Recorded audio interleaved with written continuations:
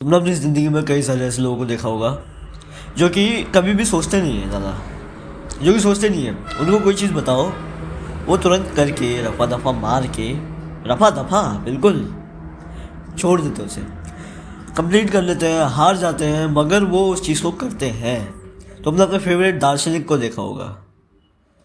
अगर तुम फिलॉसफी पढ़ते हो तो तुम थंबनेल लेके के आए होगे। दार्शनिकों के पास क्या होता है?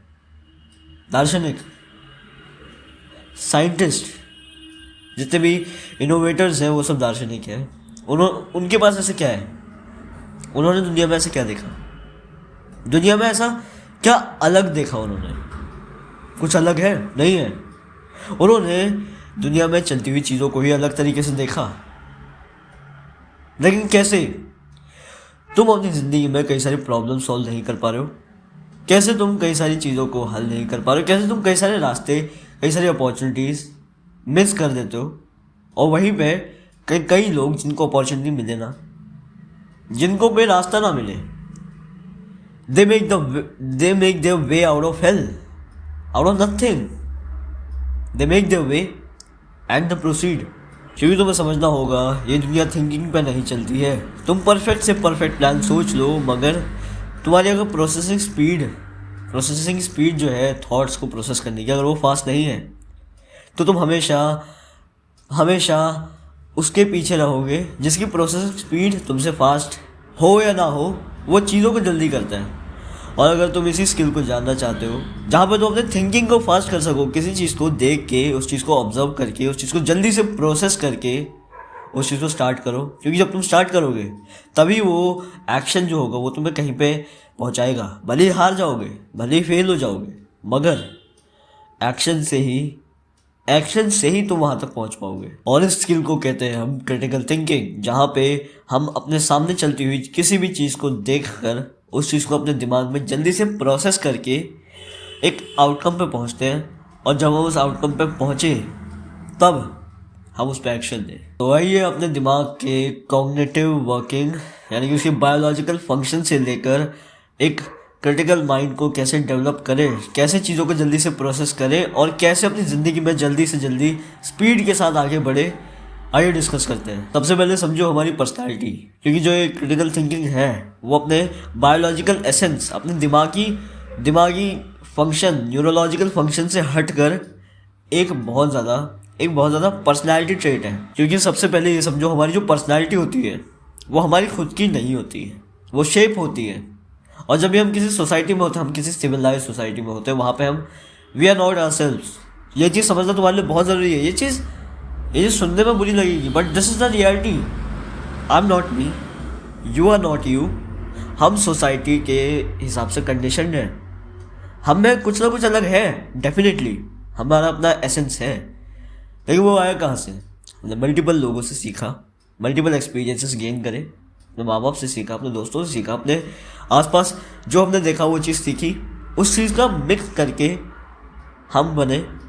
Plus adding our bit of genetics, bit of things that came from outside।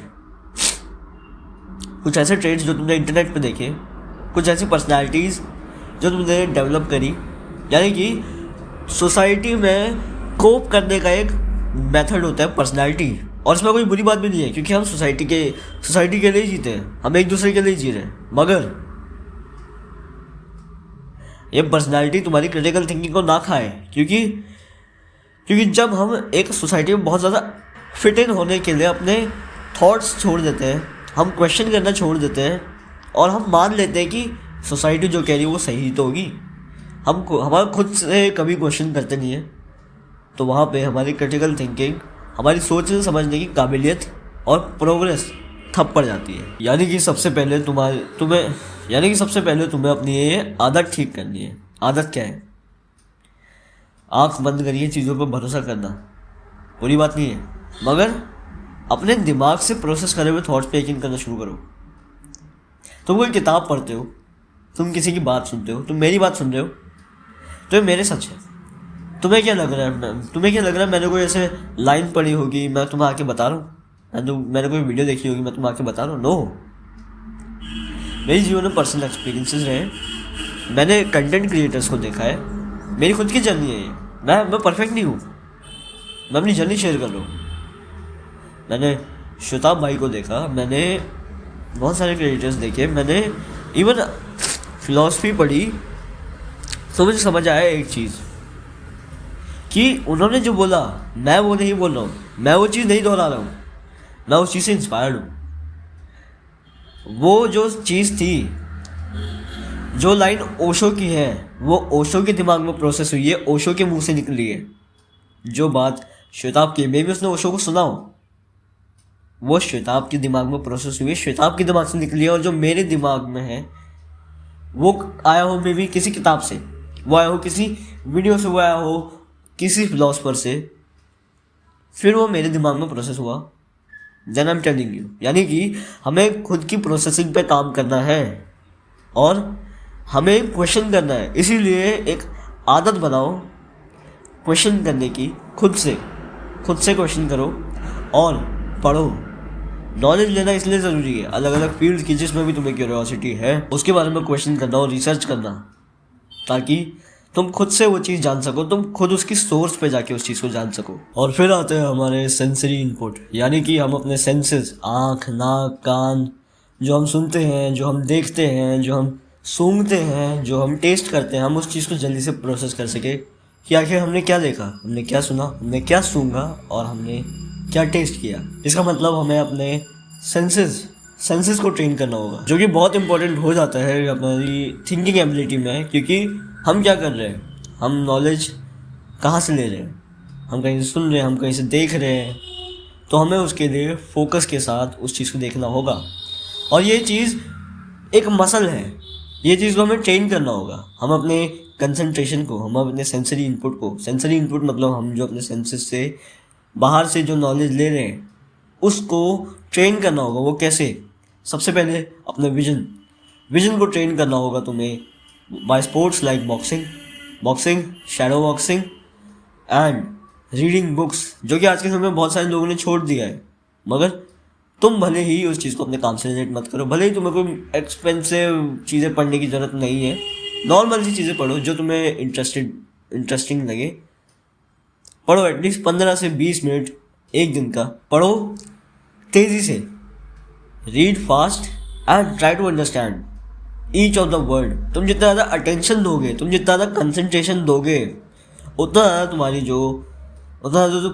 Processing है वो तेज़ होगी। एंड ट्राई टू अंडरस्टैंड एक वर्ड एंड देन व्हेन सब पे तवज्जो दो। ऑडियो, अपने दिमाग को कांस्टेंट स्टिमुलेशन मत दो। मैं रिसेंटली रील्स एडिक्ट हो चुका था, जहाँ पे मेरी थिंकिंग बहुत स्लो हो गई। मुझे याद भी नहीं है कि मैंने ऐसी कौन सी रील देखी थी जिसको देख के मैं बहुत बुरी तरीके से हंसा था। मुझे याद भी नहीं है क्यों, क्योंकि कंटिन्यूसली स्टिमुलस मिले जा रहा है विदाउट फोकस। मैं उस चीज़ को प्रोसेस ही नहीं कर पा रहा हूँ, क्योंकि हमारा दिमाग इतनी जल्दी प्रोसेस नहीं कर सकता, इतनी कॉम्प्लिकेटेड चीज़ों को प्रोसेस नहीं कर सकता। इसीलिए उस चीज़ को थोड़ा सा आराम दो, ये बेचारे छोटे भाई को ज़रा आराम दो। और जब भी तुम कोई गाना सुनो, कोई चीज़ सुनो, दिन में एक टाइम बनाओ। कभी गाना सुन रहे हो तुम, कभी कुछ कर रहे हो, कभी किताब पढ़ रहे हो, या फिर कभी तुम ऐसे बस लेट के दीवार को घूरे जा रहे हो, उस पर फोकस दो। Try to understand, try to go in the details. That's why यहाँ पे आती है तांत्रिक प्रैक्टिसेस लाइक त्राटक, जिसमें हम एक मेडिटेशन करते हैं, मेडिटेशन परफॉर्म करते हैं, जिसमें हम एक सिंगल पॉइंट पे एक डॉट ड्रॉ कर लेते हैं दीवार पे और हम उस पर फोकस करते रहते हैं। और अगर तुम अपने दिमाग के बायोलॉजिकल फंक्शनिंग और कुछ और फ्रेमवर्क्स चाहते हो अपने क्रिटिकल थिंकिंग में इंप्रूव करने के लिए, तो पार्ट 2 का इंतजार ज़रूर करो और मेरे चैनल को सब्सक्राइब कर लो।